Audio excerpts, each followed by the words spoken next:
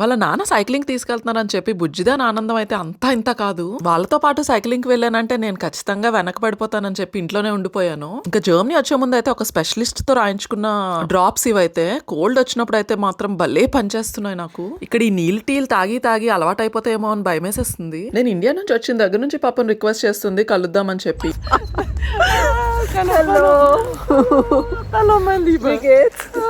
Regular గా నా videos follow అయ్యే వాళ్ళకి బాగా తెలుస్తుంది తను ఎవరో.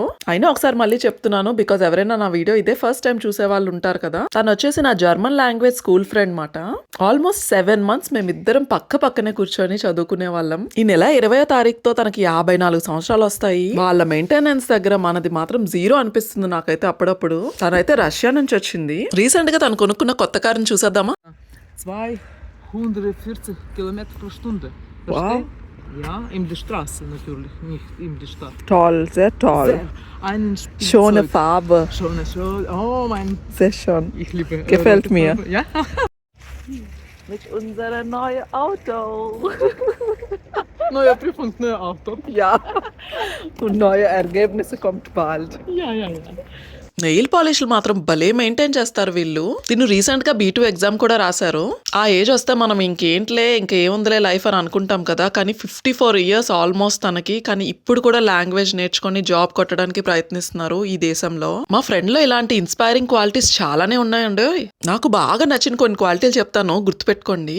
అందరూ గుర్తుపెట్టుకోవాల్సిన అవసరం లేదు, అలానే అంత ఏజ్ వచ్చినా మెయింటైన్ చేద్దాం అనుకున్న వాళ్ళు గుర్తుపెట్టుకోండి. సాయంత్రం 6:30 దాటగానే ఫుడ్డే తినరు వాళ్ళు అసలు.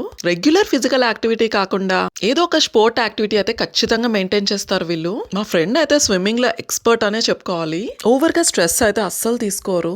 వాళ్ళ లైఫ్ కి ఏదైనా యూజ్ అవుతుంది, పనికొస్తుంది అన్న పనే వీళ్ళు స్ట్రెస్ తీసుకొని చేస్తారు. ఇంకా ఫుడ్ క్వాంటిటీ కూడా చాలా లిమిటెడ్ గా తీసుకుంటారు. అట్ ద సేమ్ టైం అన్ని ప్రోటీన్స్ అందేలా తీసుకుంటారు. ఇవి చాలా చెప్పండి హెల్దీగా ఉండటానికి. మేమిద్దరం కలిసే B1 కంప్లీట్ చేసినా సరే తను B2 కు వెళ్ళడానికి రీజన్ ఏంటంటే తన జాబ్ ప్రొఫైల్ కి మ్యాండేటరీగా C1 అయితే ఉండాలి. ఇక్కడ జర్మనీలో ఏంటంటే కొన్ని స్పెసిఫిక్ సెక్టార్స్ లోని ఖచ్చితంగా లాంగ్వేజ్ అయితే మ్యాండేటరీ. దేవుడి దయ వల్ల బ్యూటీ ఫీల్డ్ లో అయితే అలాంటి ఏం టార్గెట్స్ లేవు. B1 ఇంకా కమ్యూనికేషన్ స్కిల్స్ ఉంటే సరిపోతుంది. కమ్యూనికేషన్ స్కిల్స్ అన్నాను కదా అని మళ్ళీ అదేదో ఎక్స్ట్రా అనుకోకండి. వచ్చిన ఆ జర్మన్ B1 లెవెల్లోనే మనం క్లయింట్స్ తో కమ్యూనికేట్ చేయగలిగితే సరిపోతుంది. దాన్నే కమ్యూనికేషన్ స్కిల్స్ అని అన్నాను. ఇంకా మేమిద్దరం B1 లో చదువుకునేటప్పుడు అయితే తను చాలా అంటే చాలా కష్టపడేవారు. ఎందుకు అలా అంటున్నా అంటే నేను 1, 2, 3 సార్లు చదివి వదిలేసేదాన్ని. సర్లే అర్థమైన వాళ్ళకి అర్థమైనంత ఇంకా రేపు చూద్దాంలే అని అట్లీస్ట్ రేపటికి పోస్ట్ పోన్ చేసేదాన్ని. తను మాత్రం అలా అస్సలు కానే కాదు. చాలా అంటే చాలా హార్డ్ వర్కర్. B1 లెవెలే కాదు, ప్రతి లెవెల్లో మనకి రైటింగ్, స్పీకింగ్, లిజనింగ్ ఇంకా లెర్నింగ్ ఇలా 4 సెక్షన్స్ ఉంటాయన్నమాట. ఇంకా లిజనింగ్ లో మా ఫ్రెండ్ పడ్డ పాటలు అయితే ఆ దేవుడికే తెలియాలి నిజంగా. పాపం తను ఏజ్డ్ కదా, సరిగా వినపడేది కాదు. ఎన్నిసార్లు అంటే అన్నిసార్లు ప్రాక్టీస్ చేసేదో పాపం. బట్ నిజంగా కష్టపడిన వాళ్ళకి ఫలితం ఉంటుంది అని అంటారు చూడండి. నేనైతే అది 100% నమ్ముతాను. తను పడ్డ కష్టానికి B1 అయితే తను నిజంగా 100% వర్త్ పర్సన్. ఇంకా చాలా రోజుల తర్వాత కలుసుకోవటం కాదు కానీ ఒక్కళ్ళ బుర్రలు ఒకళ్ళు తినేసుకున్నాం సీరియస్లీ.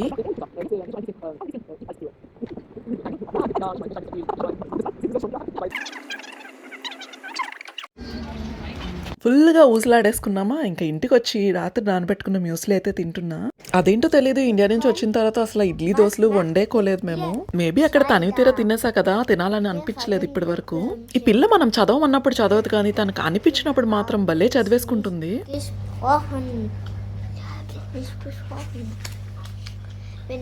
ఆవిడ చదువుతుంది స్టోరీ బుక్, స్కూల్ పుస్తకం అయితే కానే కాదు. అంత బుద్ధిగా పుస్తకం తీసి వీళ్ళు స్కూల్ సబ్జెక్టులు చదివితే ఇంకా మనకి ఇంత స్ట్రెస్ ఎందుకు ఉంటుంది చెప్పండి.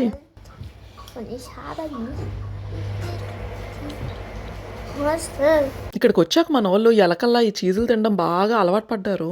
ఈ చీజ్ ను చూసినప్పుడల్లా టామ్ అండ్ జెర్రీలో జెర్రీయే గుర్తొస్తుంది నాకైతే. టక్కు మన షాప్కి వెళ్ళి స్వీట్లు కొనుక్కోలేక ఈ చాక్లెట్లతో అయితే సరిపెట్టుకుంటున్నాము. ఇవాళ ఎందుకో తలకి కొంచెం కేర్ తీసుకుందాం అనిపించింది. నిజంగా అనిపించి చేసిందైతే కాదు. అలోవెరా మొక్కలోంచి ఆ ఒక్క స్టెమ్ ఊడి పడిపోయింది. సో అది వేస్ట్ చేయలేక దానివల్ల ఎన్నో బెనిఫిట్స్ ఉంటాయని తెలిసిన అదేంటో తెలీదు. ఎప్పుడూ స్టెమ్ కట్ చేయడానికి చేతులైతే రావు నాకు. ఇంకా సర్లే దానంతట అదే ఊడి పడిపోయింది కదా, మిక్సీ చేసి తలకు పెట్టుకుందాం అని చెప్పి ఇలా చేస్తున్నా. జర్మనీ వచ్చిన ఈ 3 ఏళ్లలో ఇదే నేను తీసుకున్న హెయిర్ కేర్. ఇంకా పనిలో పని ఎలాగో సోక్ చేసిన హెన్నా ఉంది కదా, అది ఇది మిక్స్ చేసి రాసేద్దామని చెప్పి డిసైడ్ అయిపోయాను.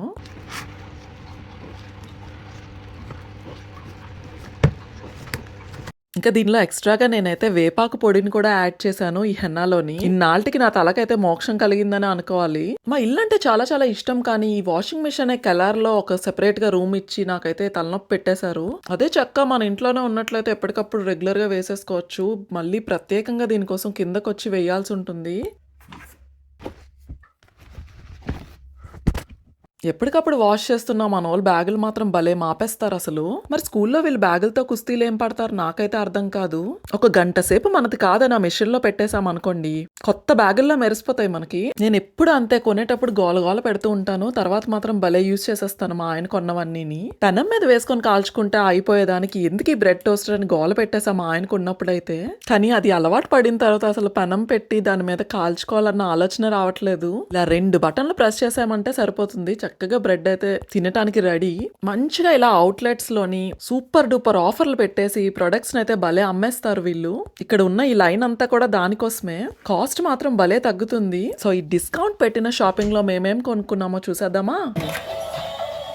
ఇంట్లో ఉన్న ఈ పిల్లలు సరిపోదన్నట్టు ఎక్స్ట్రాగా ఇంకొక చిన్న మంకీ పిల్లని తెచ్చుకున్నాము. లాస్ట్ ఇయర్ అయితే మేము కూలర్ కూడా ఇందులోనే కొనుక్కున్నాము. ఒక 15 euros వరకు తగ్గింది. ఈసారి ఎక్కువగా మా వాళ్ళకి పనికొచ్చే ఐటమ్సే కనిపిస్తున్నాయి తీస్తుంటే. సో ఇలాంటి ఫ్యాక్టరీ అవుట్లెట్స్లో ఏంటంటే చాలా ఐటమ్స్ పెడతారు కదా, సో ఏం తీసుకోవాలో అర్థం కాదు. మెయిన్లీ రష్ కూడా ఎక్కువ ఉంటుంది. సో ఐటమ్స్ సెలెక్ట్ చేసుకోవడానికి మనకి ప్రాపర్గా టైం ఉండదు.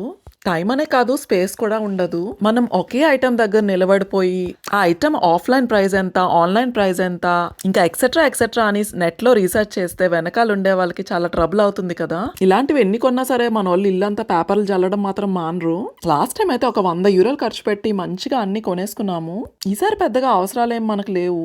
సో అన్ని ఇలా చిల్లరగా చిన్న ఐటమ్స్ అయితే కొనుక్కొని తెచ్చేసుకున్నాము. వెదర్ బాగుంది కదా అని మన వాళ్ళని అలా పార్క్ కి తీసుకొచ్చాను. ఇవి అందరి పిల్లల కోసం మ్యాండేటరీగా ఈ పార్క్ లో అయితే ఉంటాయి ఆడుకోవటానికి. అవి నచ్చినవి మనం నచ్చినట్టు తీసుకెళ్లిపోవడానికి అయితే కాదు, ఆడుకొని మళ్ళీ అదే ప్లేస్ లో అలానే పెట్టేయాలి. పోనీ అలానే అక్కడ ఏమైనా కెమెరాలు ఉంటాయా, ఎవరైనా చూస్తారా అని అనుకోవడానికి అలాంటివి ఏమీ ఉండవు. ఇలాంటివి చూస్తే అప్పుడప్పుడు ముచ్చటేస్తుంది. నిజంగా ట్రస్ట్ మీద ఇలాంటివన్నీ కూడా భలే నడుస్తూ ఉంటాయి.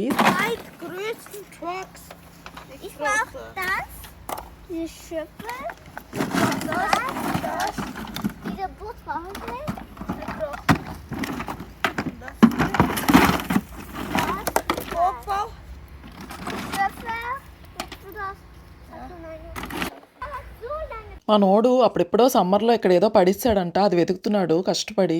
ఒరే దొరకదురా బాబు అన్నా సరే వెనకుండా వెతికేస్తున్నారు ఇద్దరు సీరియస్ గా. పోనీ అంత సీరియస్ గా వెతుకుతున్నారు కదా, ఏం పడిపోయిందిరా అని అడిగితే స్టిక్ అంట.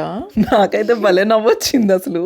ఇప్పుడు వాళ్ళు ఏ స్టిక్స్ తో అయితే వెతుకుతున్నారో అలాంటి స్టిక్ పడిపోయింది, అందుకే వెతుకుతున్నాం అమ్మా అని చెప్తుంటే ఇటువంటి ఆన్సర్లు ఇస్తే అప్పుడప్పుడు అనిపిస్తూ ఉంటుంది మన వాళ్ళు ఇంకా చిన్నగానే ఉన్నారని చెప్పి.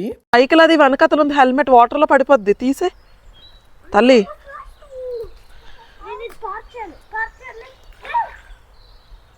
నేను వెళ్ళిపోతున్నాను, అయితే మీరు ఉండండి. ఇది పెద్దగా జంతువులు లేని చిన్న సైజ్ అడవి లాంటిది. మా ఇంటికి చాలా దగ్గరలో ఉంటుంది. మేము సిటీ అవుట్స్కర్ట్స్ లో ఉంటున్నాం కాబట్టి ఇలాంటి ఖాళీ ప్లేసెస్ చాలానే ఉంటాయి మా ఇంటి చుట్టూ. కుక్కలు నక్కలు అలాంటి బాధలు అయితే ఇక్కడ ఉండవు కాబట్టి ధైర్యంగా ఇలాంటి అడవుల్లో తిరగొచ్చు. మేము ఉన్న ప్రదేశాన్ని ఒకసారి అలా చూపించేస్తాను, చూసేయండి.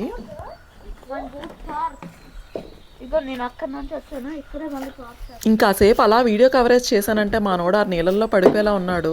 అర్జెంట్గా ఇక్కడతో వీడియోనైతే ఆపేస్తున్నా, అందుకోసమే. మళ్ళీ నెక్స్ట్ బ్లాగ్లో కలుసుకుందాం. వీడియో ఏమాత్రం నచ్చినా సరే ప్లీజ్ లైక్ చేయడం మాత్రం అస్సలు మర్చిపోకండి.